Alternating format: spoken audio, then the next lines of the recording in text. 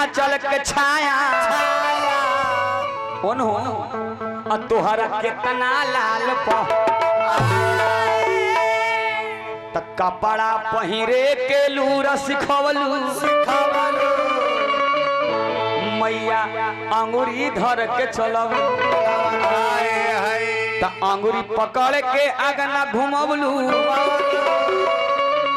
माई काजर करी खाना न लगवलू मैया डाइन जोगिन से बचवलू त माई तू ही प्रथम गुरु तोह से लूर अकील भइल सुर। चारों पांचों बेटा अपना माई की याद में धर्मेंद्र भैया अपना दादी माई की याद में कहता रहे। अच्छा पुरजाबा होने बाद धर्मेंद्र बाबू ब्याजी पुरजा रो ले ले होई त तने दे दिए हम हमनियों के नाम लेके गाई। चारों बेटा कहता रहे धर्मेंद्र भैया भी कहता हजारों हजार रुपए का पुरस्कार दी हनी हो भैया को प्रणाम करो। चारों बेटा कहता लोग पोता हमारा धर्मेंद्र यादव जी, दीनानाथ यादव जी, विपिन यादव जी, ऋतिक यादव जी, समस्त यादव परिवार यादव परिवार में हमारा ब्राह्मण परिवार के आजागमन भइल। तब लेकिन एगो तो गलती कर देला खाना ना खइलो ये बड़ा गलती कर देला यही बड़ी दिक्कत है माने दान पुण्य लेबो तब खइबा यही बड़ी गलती कर देला तू कह के बा। अरे तब बिसरल न जाला हो मैया आर तोहरो दुलारा हो कि अचल के कोरा बिसरल न जाला ए मैया तोहरो दुलारा हो कि अचरे के कोरबाना ए धर्मेंद्र भैया कि बिसरल न जाला हो मैया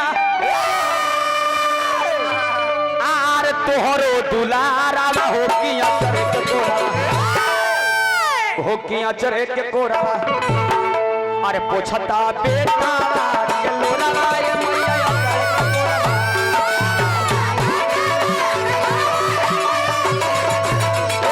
पोछता पोछला के लोरावा ए मैया अचरे के कोरा।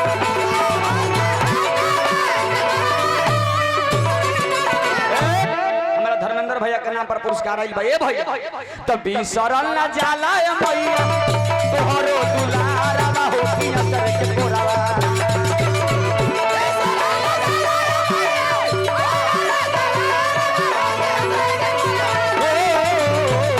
सरल न जाला मैया तोहरो दुलारा हो कि अचरे के कोरबा।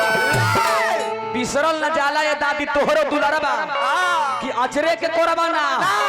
अरे पोछता पोता के लोरावा ए मैया अचरे के कोरबा।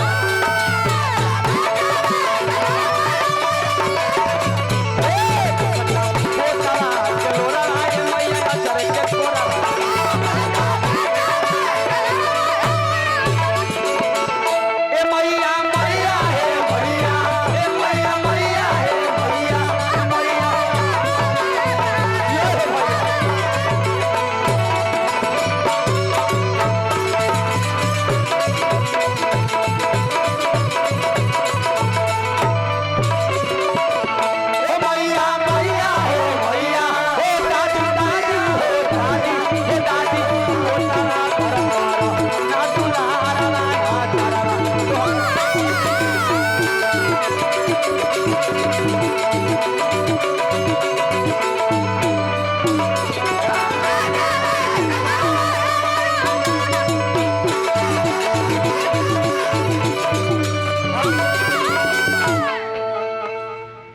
दोनों मांग भदर जाके का करो तरवल। अच्छा अच्छा पैसा अरे तोहनी के बार बार कर लियो 5 साल से कि माल मिलतो तो झाल कम बजाई।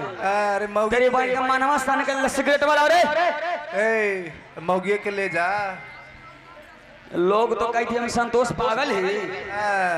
परम मदनी हमारे राजू बिहारी जी ने नवादा का धरती से 101 रुपए का पुरस्कार दिया नहीं समस्त नवादा का धरती के हार्दिक हार्दिक वंदन अभिनंदन करो।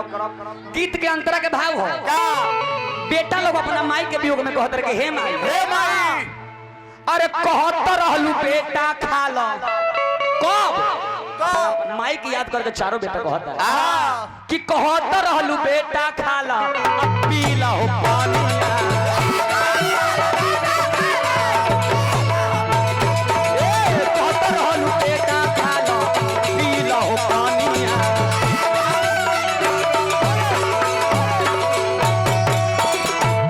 भवानी साउंड सैदाबाद, भवानी साउंड सैदाबाद हजारों हजार रुपए का पुरस्कार दिए। कहत रहलू बेटा खाला पीला हो पनिया ए मैया, अरे रही रही के याद आवे बच्चा के कहानियां,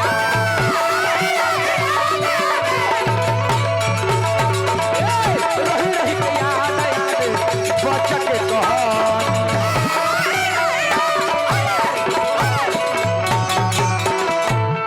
रही रही के याद आवे हाँ प्रदीप बाबू बच्चा के कहानियां। गीत के अगला तरह के भाव हो। अरे तलैका में सूते के बेरा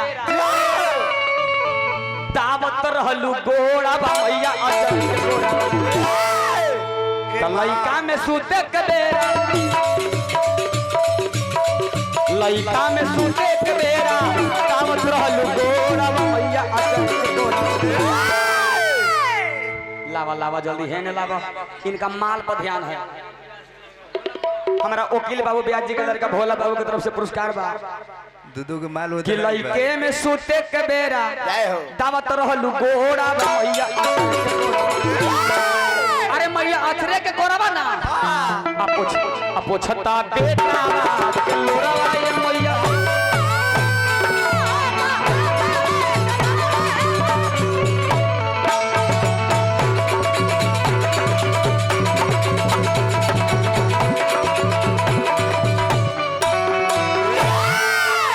हम कहानी बड़का बाबू पहुंचले रहे।